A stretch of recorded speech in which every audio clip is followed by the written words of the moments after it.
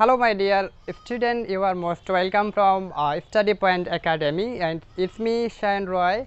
I'm a student currently. I'm doing my graduation final year, Department of History, under the National University of Bangladesh. So today I have come in front of camera to discuss about part of speech. As we know, we have been learning part of speech from our childhood, but the problem is whenever we try to identify a part of speech in our real life in from a real example, that time we feel problem, we cannot identify part of speech easily.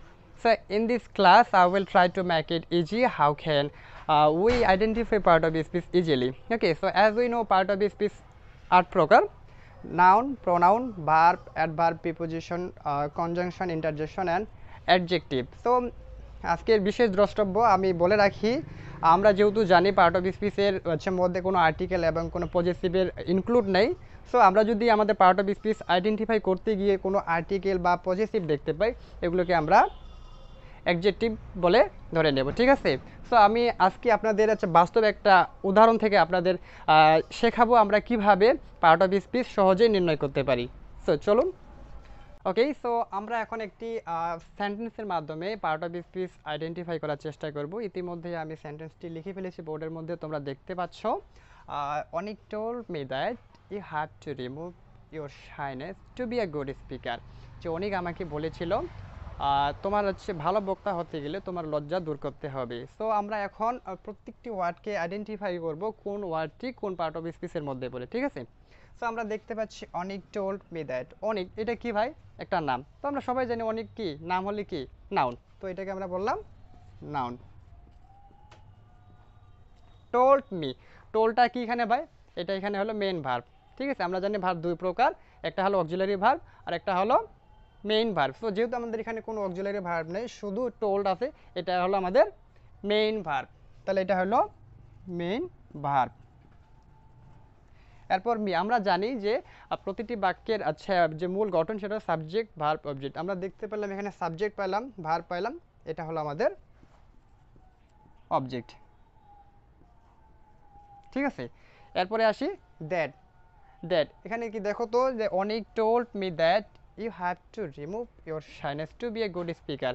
সে আমাকে বলল যে তোমার লজ্জাবোধ দূর করতে হবে যদি তুমি একজন ভালো বক্তা হতে চাও। তো দেখো তো এখানে দুটি বাক্যকে সংযুক্ত করলো কিনা। যেহেতু দুটি বাক্যকে সংযুক্ত করলো, সেক্ষেত্রে এটা কি কনজাংশন।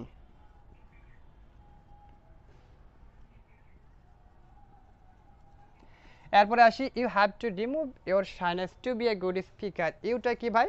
প্রোনাউন। ইউটা কেন প্রোনাউন হলো? কারণ কি এটা কোনো নামের পরিবর্তে বা নাউনের পরিবর্তে বসছে বলেই আমরা এটাকে বলবো কি প্রোনাউন।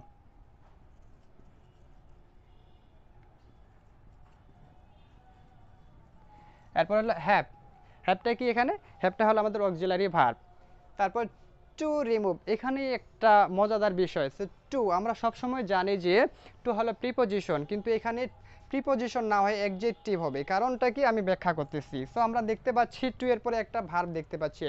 যদি টু এর পরে কোনো অবজেক্ট থাকতো তাহলে আমরা এটাকে বলতাম প্রিপোজিশন। যেহেতু রিমুভ এটি ভার্ব, তো টু এর পরে যদি আমরা রিমুভ যেহেতু একটা ভার্ব দেখতে পাচ্ছি, অবশ্যই এটা কি কনজাংশন।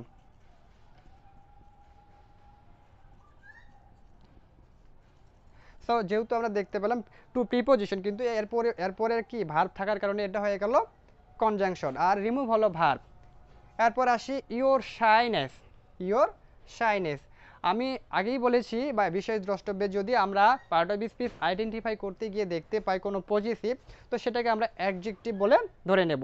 সো আমরা দেখতে পাচ্ছি ইওর শাইনেস, তো ইওর পজিটিভ, তো এটা সেক্ষেত্রে অ্যাডজেক্টিভ। আমরা আরেকভাবে এটাকে ব্যাখ্যা করতে পারি শাইনেস। শাইনেস কি? এটা হলো একটা নাউন। সো আমরা সবসময় জানি যে নাউনের পূর্বে সবসময় অ্যাডজেক্টিভ বসে, সেক্ষেত্রেও আমরা এটা বলতে পারি এটা হলো অ্যাডজেক্টিভ, আর এটা হলো আমাদের নাউন।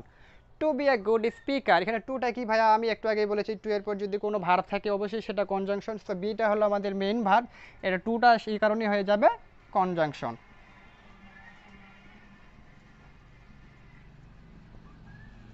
আর বি হলো আমাদের মেইন ভার্ব। সো আমি আগেই বলেছি বিশেষ দ্রষ্টব্যে যদি আমরা পার্ট অফ স্পিচ আইডেন্টিফাই করতে গিয়ে কোনো আর্টিকেল দেখতে পাই, সেটাকে আমরা কি বলবো? অ্যাডজেক্টিভ। সো আমরা এক্ষেত্রেও আমরা এটাকে বলবো অ্যাডজেক্টিভ। তারপর গুড আমরা সবাই জানি গুড কি, গুড মানে ভালো, 10 গুণ অবস্থা বোঝায় কি অ্যাডজেক্টিভ কি না। আমরা আরোভাবে বলতে পারি স্পিকার, স্পিকার মানে কি বক্তা, কাকে বোঝাচ্ছে, আমাকে বোঝাচ্ছে, তাহলে কি নাউন না। তাহলে স্পিকার যদি নাউন হয়, নাউনের পূর্বে আমরা সবসময় জানি যে অ্যাডজেক্টিভ বসেছো, সেক্ষেত্রে এটাকে আমরা বলবো অ্যাডজেক্টিভ, আর স্পিকারটা হলো আমাদের নাউন। সো আজকের ভিডিও এ পর্যন্ত। এরকম আরও শিক্ষণীয় ভিডিও পেতে চাইলে যুক্ত হয়ে যাও স্টাডি পয়েন্ট একাডেমির সাথে। And thank you for watching my class. I will come back with another new video. Till then stay safe and thank you all.